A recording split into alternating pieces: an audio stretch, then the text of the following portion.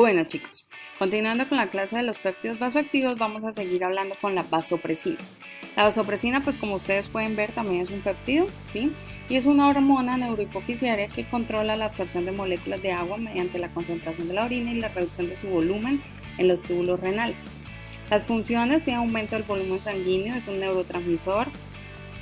Cuando es administrada, se altera la presión sanguínea, actúa como un antipirético o analgésico. Regulador homeostático también de fluidos, ¿sí? De la vasopresina conocemos tres receptores hasta ahora. Tenemos los receptores B1A y los B1B y los receptores B2. Como agonistas de la vasopresina, del receptor de vasopresina, tenemos la vasopresina de arginina, es un agonista no selectivo de los receptores B1 y B2 y sus efectos son de vasoconstricción. Y tenemos como antagonistas el conivaptam y pues obviamente ya que sus acciones son vasoconstrictoras, pues al antagonizarlo vamos a tener procesos de vasodilatación.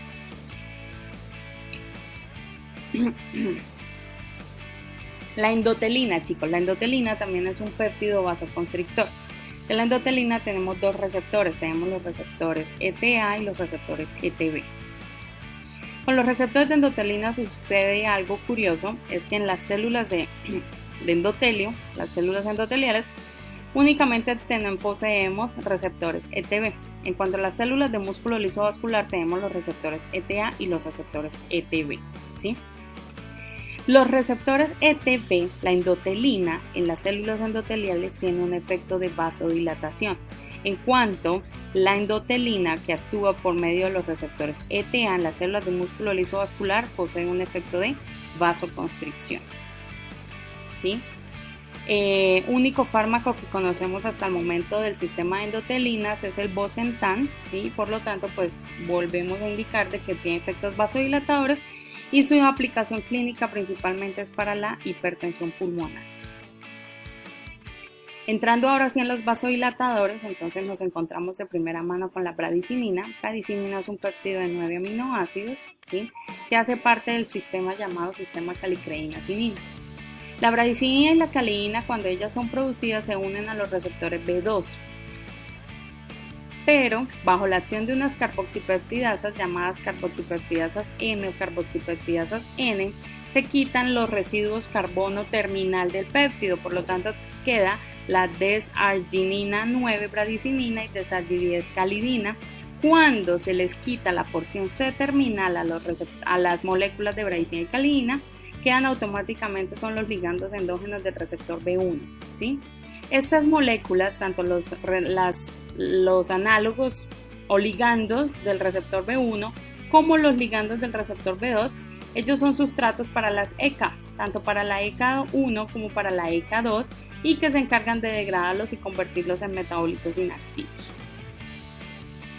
La señalización clásica del receptor B2 es igual a la que vimos del AT1. El receptor B2 principalmente acopla proteína GQ, por lo tanto va a aumentar la movilización de calcio intracelular. Pero ¿qué hace diferencia de que angiotensina 2 sea vasoconstrictora y bradicinina sea vasodilatadora cuando vemos de que la señalización es vía la misma proteína G? Estamos viendo que la gran diferencia es en la fosforilación de la proteína N, la óxido nítrico sintasa endotelial, ¿sí? Donde vemos que por allá más abajo de la cascada de señalización del receptor AT1 tenemos la inhibición de la fosforilación de la óxido nítrico sintasa, en cuanto en la más abajo en la cascada de señalización del receptor B2 vemos que se da la fosforilación, ¿sí? O sea, la activación de la óxido nítrico sintasa endotelial, produciendo así se da la producción de óxido nítrico y por lo tanto tenemos el proceso de vasodilatación.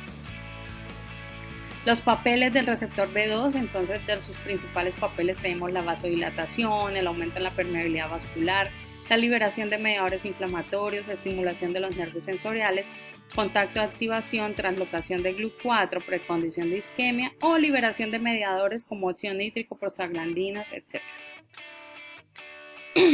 De nuevo, los papeles como benéficos y como maléficos de la bradicinina en su receptor B2. Entonces, bradicinina en receptor B2 vemos que es antihipertensivo, antihipertrófico, proliferativo, prevención de infarto, prevención de remodelamiento, etc. En cuanto también se ha visto en otras condiciones periféricas, acciones de la bradicinina como que colabora en la pancreatitis, el edema, rinitis, asma, artritis, dolor, etc.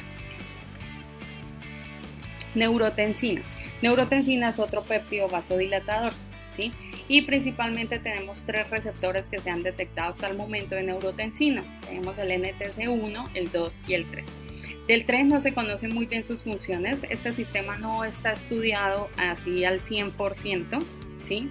Del tercero no se conocen bien sus funciones todavía. Del 2 se sabe que ayuda en la modulación del dolor agudo, tiene cierto efecto antinociceptivo. Y del 1 que colabora en los procesos de hipotermia, hipolocomoción y analgesia. Fármacos que conozcamos de estos sistemas, agonistas, actualmente se están utilizando en fases de ensayos clínicos todavía, ¿sí? Y antagonistas de los receptores de neurotensina se tienen más que todo como herramientas moleculares de estudio, pero no tienen todavía aplicaciones clínicas. Listo, chicos. Entonces, quedo pendiente para dudas y comentarios.